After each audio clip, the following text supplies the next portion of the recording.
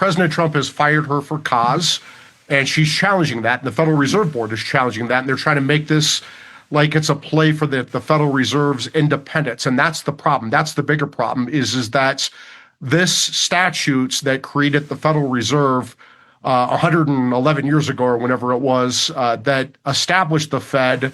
The problem is it essentially created a fourth branch of government that's not allowed by our Constitution. Again, under Article 1, Congress writes the laws. It has the legislative power.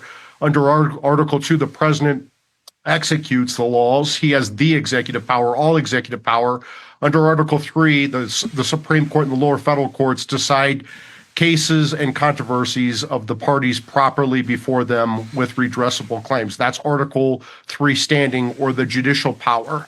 If you create this Federal Reserve System where the president cannot fire them, they're exercising executive power outside of the president's executive power, and the president has the executive power, all executive power, under Article 2. So if the Federal Reserve wants to fight for this fraudster, Lisa Cook, and say that the president didn't have the statutory power to fire her, then the courts have to say, okay, they're going to have to decide that issue.